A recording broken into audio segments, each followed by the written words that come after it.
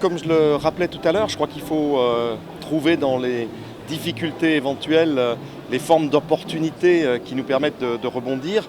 Bon, moi je serai à la place de tous les jeunes joueurs qui, bien sûr, rêvent des performances d'Alexandre Lacazette. Eh bien, je saisirai l'opportunité de pouvoir tenter non pas de le remplacer, mais pendant une courte période, de pouvoir faire peut-être pas aussi bien, mais de s'en rapprocher. Et c'est vrai que quelquefois dans la difficulté, comme quelquefois dans les familles qui ont des problèmes, tout le monde se serre les coudes, tout le monde en fait encore un peu plus.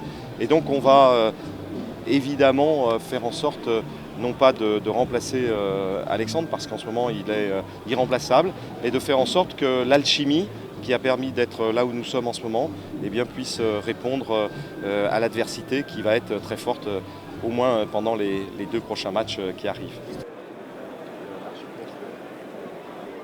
Non, non, j'avais dit avant le début du mercato qu'on saisirait peut-être une opportunité pour trouver un jeune joueur talentueux qui puisse venir compléter le groupe. Ce jeune joueur est arrivé, Maxwell Cornet. Ça ne correspond pas obligatoirement à l'attente de tout le monde, mais lui, il a la volonté de ne pas faire attendre tout le monde et de réaliser ce que réalisent ces jeunes camarades dans le groupe. Donc non, on va récupérer aussi très vite, malheureusement pour eux, peut-être Henri Bedimo, on va récupérer NJ Clinton. Voilà, bon, et puis petit à petit, peut-être que aussi Momo Yatara reviendra. Il va jouer le quart de finale de la CAN, comme Mehdi.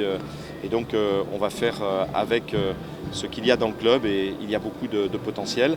On sait qu'il y a des jeunes joueurs qui rêvent de pouvoir aussi jouer en même temps que leurs aînés.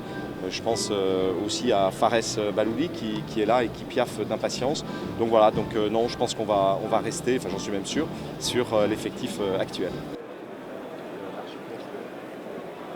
Oui, oui, il y aura des prolongations. On est en train de discuter. Bon, c'est toujours évidemment difficile parce qu'il faut tenir compte, et c'est la responsabilité des dirigeants, non pas d'un état de forme sur un match, sur 2 matchs, mais il faut tenir compte du potentiel et aussi faire en sorte de faire comprendre que la vie est longue et que l'expérience de l'Olympique Lyonnais est une belle expérience, mais on a la chance d'avoir des garçons de qualité, on a la chance d'avoir un contact direct.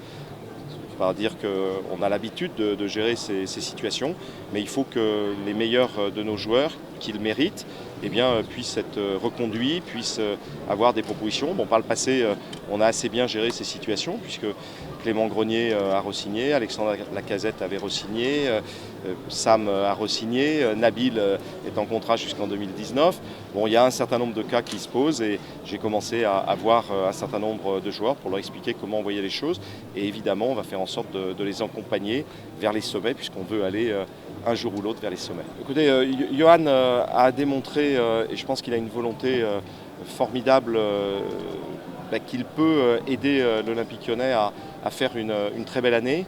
Et quand cette très belle année sera terminée, on se mettra autour de la table, et en fonction de ce qu'il aura dans le cœur, dans la tête, et puis de ce que l'Olympique Lyonnais pourra faire en termes d'économie, eh bien on se réunira. Bon, pour l'instant, on est dans une philosophie de prolonger les joueurs qui ont été formés au club, et puis ceux que l'on est en train de faire venir, comme Maxwell Cornet. Il peut y en avoir d'autres au niveau du centre de formation, mais c'est plutôt dans cette philosophie-là qu'on s'oriente à court terme.